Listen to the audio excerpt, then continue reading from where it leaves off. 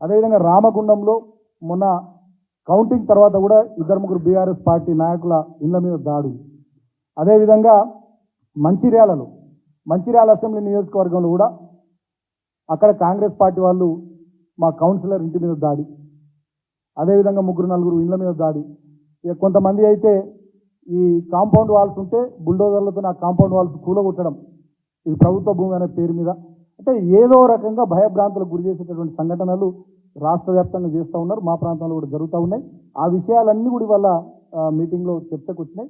డెఫినెట్గా కాంగ్రెస్ పార్టీ ప్రభుత్వము ప్రజల కోసము పనులు చేయడం పక్కన పెట్టి కక్ష సాధింపు చర్యలకు పాల్పడితే డెఫినెట్గా వాటిని సమర్థవంతంగా ఎదుర్కోవాలని చెప్పి ఇవాళ నిర్ణయం తీసుకున్నాం. ఇవాళ మా నాయకులందరూ కూడా చాలా సీరియస్గా చెప్పినారు.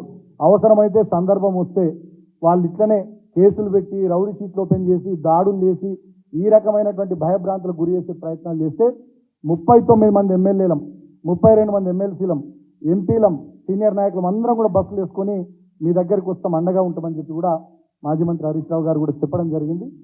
సో ఇట్లా కాంగ్రెస్ పార్టీ ఇచ్చినటువంటి హామీల అమలు మీద శ్రద్ధ పెట్టాల్సింది పోయి కక్ష సాధింపు చర్యలకు పాల్పడుతున్నటువంటి తీరును కూడా రాష్ట్ర ప్రజలు గమనిస్తూ ఉన్నారు. ఇవాళ రైతు బంధు పైసలు గతంలో మా ప్రభుత్వం ఉన్నప్పుడు ఇదే సమయానికి దాదాపు 5-6 ఎకరాల వాళ్ళకు రైతు బంధు పైసలు పడుతుండే. ఇవాళ ఎకరం వాళ్ళకు కూడా రైతు బంధు పైసలు పడలే. మరి 7,700 కోట్లుండే మేము దిగిపోయేటప్పుడు రైతు బంధు కోసం రెడీ పెట్టినటువంటి పైసలు, మరి ఆ రైతు బంధు పైసలు రైతుల ఖాతాల్లోకి పోకుండా మరి రాఘవ కన్స్ట్రక్షన్స్ ఖాతాలకు పోయినాయా ఏందనేది సోషల్ మీడియాలో చాలా జోకులు నడుస్తూ ఉన్నాయి.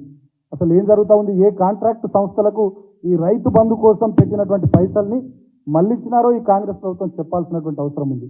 ఏమైనా ఆ డబ్బులు ఎందుకు రైతుల ఖాతాల్లో వేస్తలేరు అనేటటువంటిది వల్ల సోషల్ మీడియా వేదికగా విస్తృతంగా అందరూ కూడా ప్రశ్నిస్తూ ఉన్నారు. ఇందాక మీటింగ్లో కూడా ఈ విషయాలు చర్చకు వచ్చినాయి.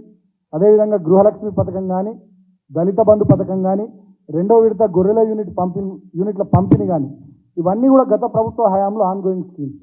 ఎవరైతే లబ్ధిదారులు ఉన్నారో, ఎవరికైతే ప్రొసీడింగ్ కాపీలు ఇచ్చినామో డెఫినెట్గా దాన్ని ఇంప్లిమెంట్ చేయాల్సినటువంటి బాధ్యత ఈ రాష్ట్ర ప్రభుత్వానికి. కానీ దళిత బంధు డబ్బులు 10 లక్షలు ఎవరి ఖాతాలలో పడ్డాయో ఒక్కొక్క నియోజకవర్గానికి 1,100 చొప్పున ఆ ఖాతాలన్నీ కూడా ఫ్రీజ్ చేయమని రాష్ట్ర ప్రభుత్వం కలెక్టర్లకు ఆదేశాలు ఇవ్వడం దుర్మార్గం. గృహలక్ష్మి పథకానికి సంబంధించి ఎవరికైతే ప్రొసీడింగ్ కాపీలు ఇచ్చిండ్రో అవన్నీ కూడా రద్దు చేయాలని ఆదేశాలు ఇవ్వడం దుర్మార్గం.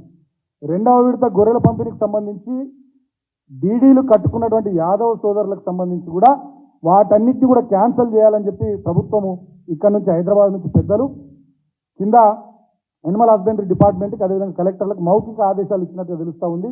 ఇది కూడా ఆ యాదవ్ సోదరుల మీద కక్ష కట్టడమే తప్ప ఇంకొకటి కాదు.